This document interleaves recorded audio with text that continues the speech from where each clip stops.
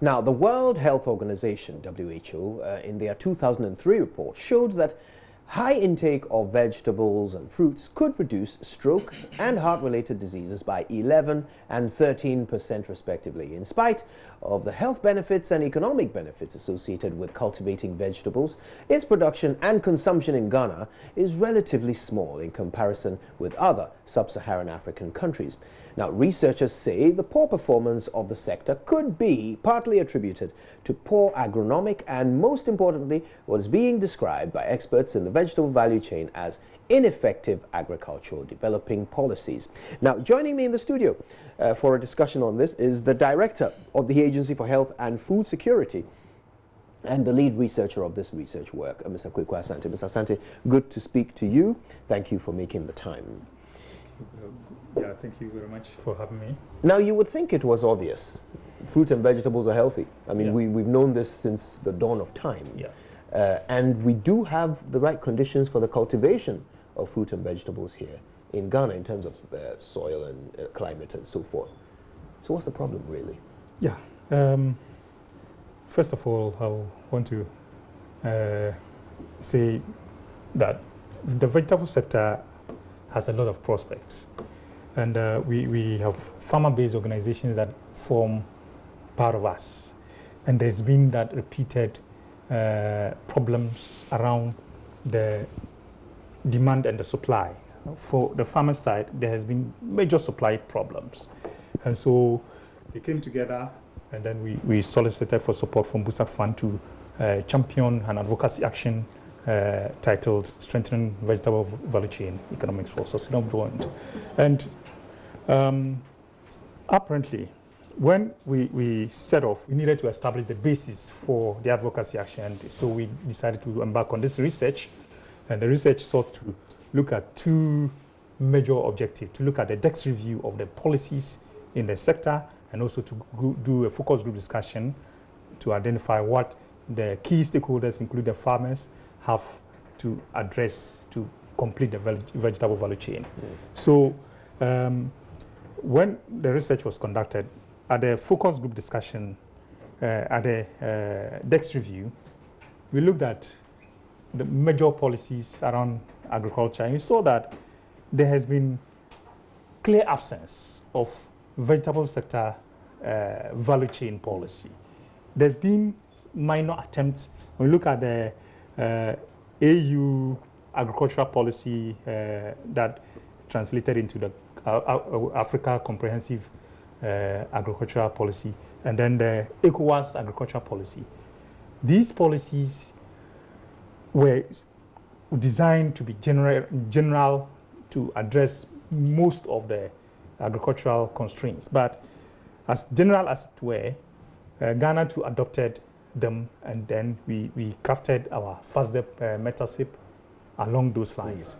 So we see a lot of attention within our policies being focused on cocoa, on cereals, on legumes, but the vegetable sector is largely absent. So we then looked at what could be done. That we looked at the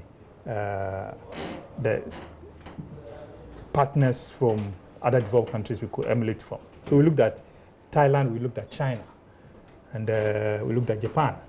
So Thailand, for instance, has a whole value chain approach that seeks to support each of the phases of the vegetable value chain.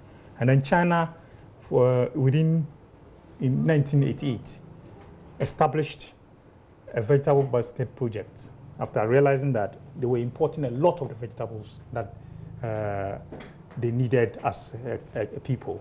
So within 5 years after the implementation of the project, they had food sufficiency.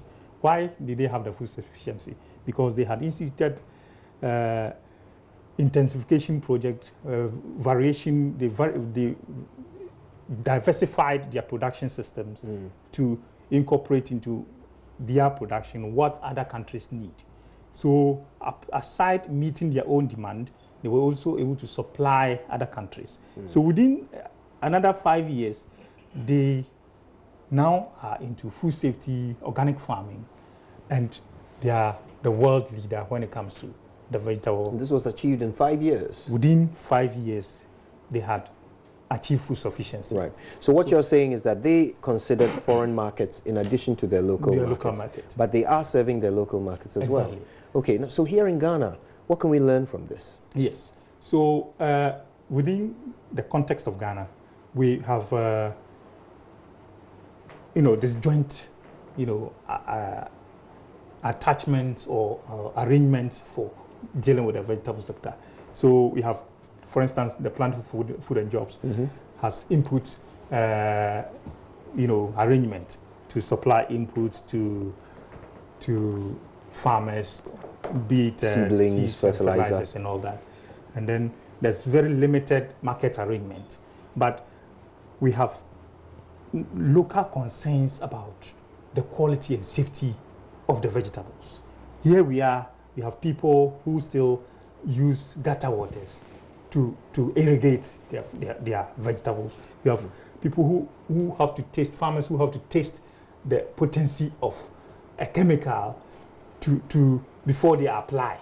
And that tells you how much information and education that's needed on food safety in the sector. So across the value chain, from land acquisition, land preparation, even for under land preparation, you have issues of sustainable agriculture. Now, as we deal with the vegetable value chain, it's not all about mechanization, dealing with heavy machines and tractors. You need to manage the soil in such a way that it is productive and doesn't become compact and all that.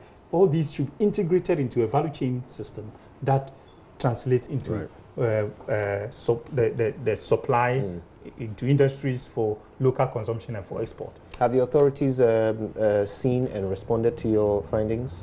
Yes, we are in the process of doing stakeholder engagement, and we'll be doing a national dialogue to that effect. And so invariably, we have 3 major recommendations that we want to put across at a stakeholder dialogue and national dialogue. Number 1, we need a vegetable commodity value chain policy. Okay. Number 2? That's not bundled. Sometimes we treat vegetables as bundled, but we want them to be specific. Tomato, onion, the value chain should be specified and dealt with. Number 2, we are calling for partnership.